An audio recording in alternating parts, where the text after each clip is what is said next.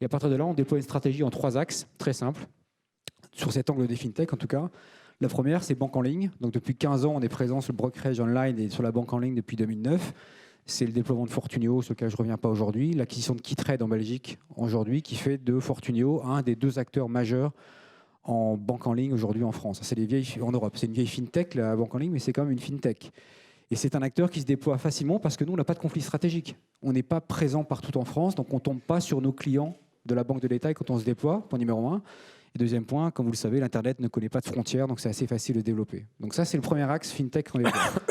Le deuxième, c'est le marque blanche, B2B. La technologie, l'agilité, c'est une manière d'aller chercher effectivement des partenariats avec d'autres acteurs, être producteur de distributeur quand je ne suis pas même capable moi-même d'être distributeur en fronting.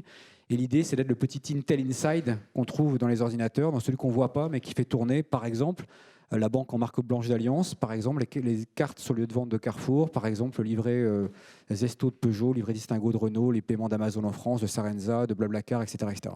Donc ça, c'est le deuxième axe. Et le troisième, c'est les fintech, celles actuelles. C'est les Litchi qu'on vient de racheter récemment, c'est Linkso, au capital duquel on est rentré, c'est Compte Nickel qu'on accompagne, et c'est plein d'autres que je pourrais citer, avec l'idée de dire cette agilité qu'elles aiment bien chez nous, parce qu'on est capable, sans doute, et c'est pas qu'on est meilleur, c'est qu'on est comme ça. Donc ça fait partie de notre ADN. On ne prétend pas être meilleur que les grands établissements, mais ça fait partie de ce qu'on est. Nous permet parfois de répondre plus vite, de bouger plus rapidement, d'apporter des solutions plus rapides à ces boîtes. Et la techno, par définition, les fintechs, c'est la techno, donc ça nous va bien, on sait parler le même langage qu'elles. Donc c'est comme ça, finalement, que ces acteurs qu'on a qualifiés au départ de barbares, on a trouvé pour nous que c'était des gens qui étaient plutôt comestibles, avec lesquels on s'entendait bien et avec lesquels on souhaitait déployer de nouvelles solutions.